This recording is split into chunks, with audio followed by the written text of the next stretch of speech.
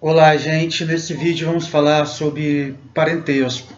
Para entender as sociedades da América do Sul também, das planícies sul-americanas, é fundamental entender o sistema de parentesco das sociedades, porque ele explica uma parte das relações sociais nelas, né? Bem, o problema do parentesco ele surge desde da antropologia evolucionista, ele já está colocado, quando os antropólogos evolucionistas tentavam entender qual era o primeiro formato de familiar, né? O primeiro modelo de família. Esse primeiro modelo seria um modelo matrilinear, ou seja, em que a descendência é dada pelo lado da mãe, ou um sistema patrilinear, em que a descendência é dada pelo pai, né? Pelo lado do pai.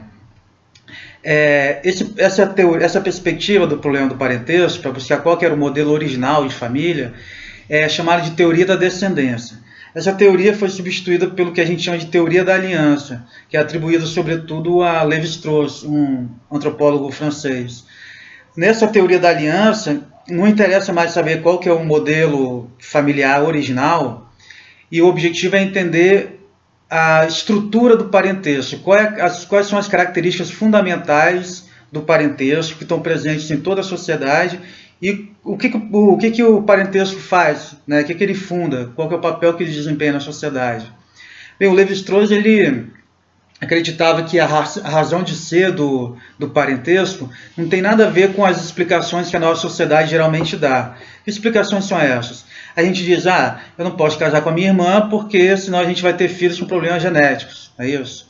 No entanto, gente, se você observar a natureza, vocês vão ver que os animais eles se reproduzem entre si e que, como espécie, eles continuam se reproduzindo, continuam existindo, os cachorros, né, por exemplo. Então, quer dizer, a proibição do incesto, né, a regra que diz que a gente não pode casar com determinadas pessoas, ela não tem nenhuma razão de ser na natureza e a origem dela seria puramente simbólica. Então seria a primeira regra puramente social, que não tem nenhuma razão de ser na natureza. Muito bem.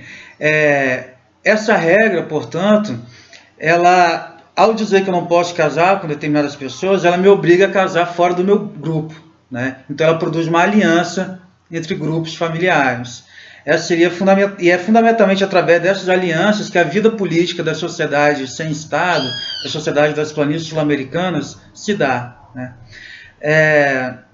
Bem, existem alguns termozinhos que a gente tem que entender para quando a gente vai estudar parentesco e antropologia, então eu vou falar deles aqui rapidamente para vocês terem uma visão, um panorama geral dessa área de investigação da antropologia.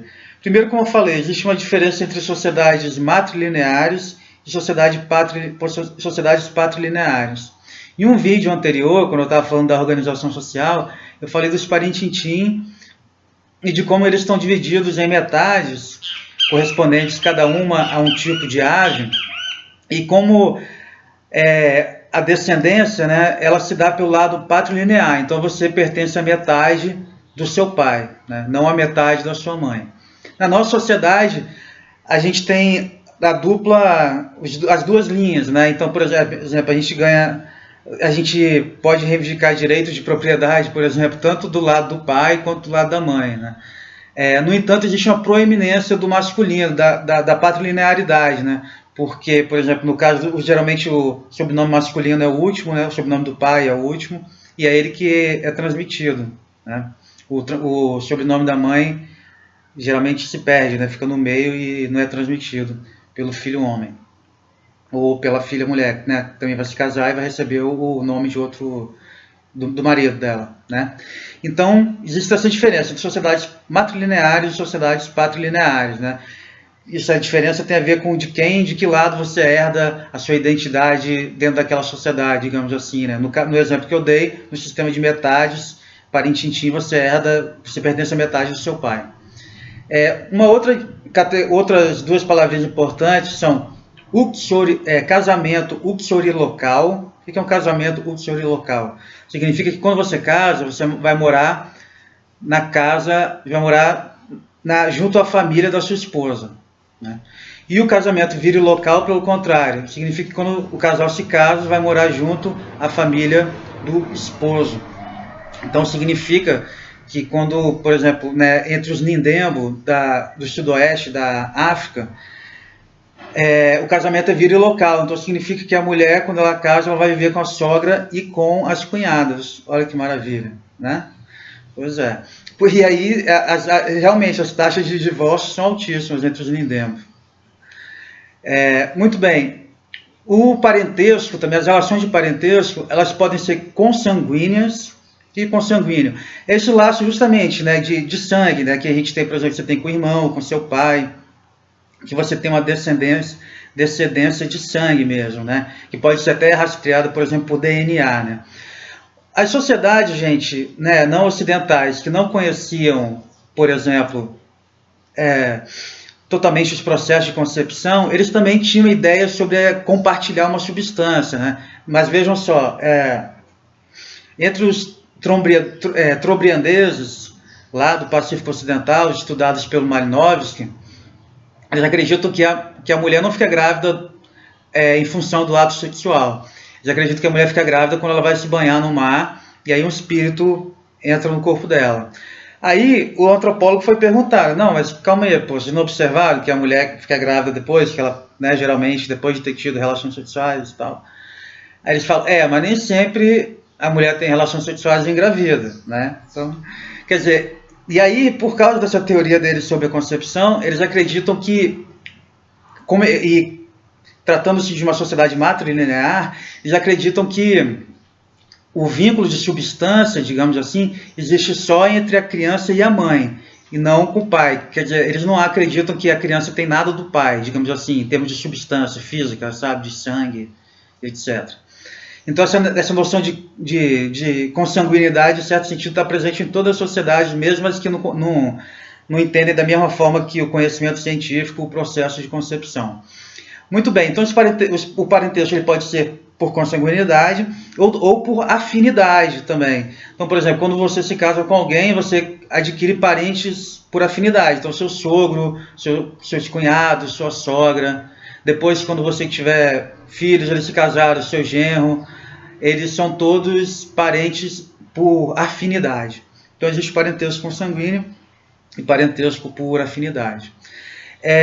Também existe, gente, o casamento exogâmico. O que é o casamento exogâmico? Novamente, aquele exemplo que eu dei dos parentintim. Naquela sociedade, você tem que casar fora da sua metade. Então, você sempre casa com alguém da metade oposta, né? Da metade da outra ave. Que geralmente também naquela sociedade são seus primos cruzados, né? Que eu já expliquei o que é no outro vídeo. Então, o casamento pode ser exogâmico, ou seja, você tem que casar fora do seu grupo social. Ou ele pode ser endogâmico, por exemplo, no sistema de castas indiano, você tem que casar dentro da sua casta. Você não pode casar entre castas diferentes, né? Então, um casamento endogâmico. Beleza? E também, gente, os sistemas de parentesco, e aí eu estou falando mais especificamente agora do sistema de nomenclatura. Porque a gente, em algumas sociedades, por exemplo, o meu pai, o meu tio, minha mãe, minhas tias, eles todos são pais e mães para mim. Em algumas sociedades não há diferença entre pai e tio. Da mesma forma que não há diferença entre irmão e primo. Os parentes da mesma geração são todos irmãos entre si. Esse tipo de sistema de parentesco, o Morgan, ele chamava de sistema classificatório. Em contraste com o sistema descritivo, que são sistemas que separam mais cada categoria de parente por um nome específico. Para vocês terem ideia, o sistema havaiano ele tem um nome até, não só para primos de uma maneira geral, mas o primo também tem um nome diferente, dependendo se ele é homem ou se ele é mulher, e se ele é mais velho ou mais novo, dependendo da idade dele. Então tem sistemas que são ainda mais descritivos do que o nosso. O Morgan, né, que inventou essas duas categorias, ele achava que a humanidade começava nos sistemas classificatórios e ia ficando cada vez mais descritivo. Hoje em dia a antropologia não pensa nesses sistemas evolutivos, porque você não pode demonstrar uma coisa dessa, né, qual sistema que levou ao outro. Esses sistemas todos eles têm em comum, como eu já falei, uma estrutura básica de parentesco, que é justamente a relação, né, o pai, a mãe, e também a relação entre os afins, as relações de casamento, né, e as relações de afinidade Desculpa, ficou um pouquinho confuso, né? Tem a relação entre o marido e a mulher, né? E a relação entre e a relação que o marido e a mulher vão ter com os parentes que eles adquiriram pelo casamento. Essa é a estrutura básica que você vai encontrar em todo o sistema de parentesco. Mas aí, quando existem diferentes variações, né? De acordo com como você nomeia cada parente também. E aí existem, apesar de existir uma estrutura fundamental de todo o sistema de parentesco, é possível falar em 6 tipos gerais também de parentesco. Então, toda a diversidade de sistemas de parentesco que existe no mundo podem ser reduzidas a 6 tipos gerais. O que faz um tipo ser diferente do outro, gente? A nomenclatura, né? Se ela é mais ou menos descritiva. E também o sistema de atitudes, né? Porque isso é uma outra coisa importante do sistema de parentesco, que ele é um sistema de nomenclaturas, né? Diferencia tio de pai, irmão de irmã, ou não, chama tudo pela mesma categoria, né? Irmão e primo.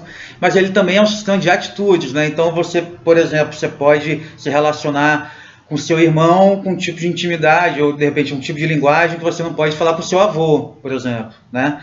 Então, ao sistema de nomenclatura corresponde sistema de atitude também diferentes, tá bom? Tem um videozinho que está aí no Moodle que explica esses 6 sistemas de parentesco ao qual me referi, e mais um, que é o dravidiano, que algumas pessoas discutem se é ou não um 7º sistema de parentesco. E aí tem legenda em inglês, mas tem legenda. É um pouquinho complicado, é um pouco confuso, mas eu acho como é interessante se familiarizar assim, com essa discussão, apesar de a gente não precisar entrar nela com detalhes. Tá bom? Obrigado.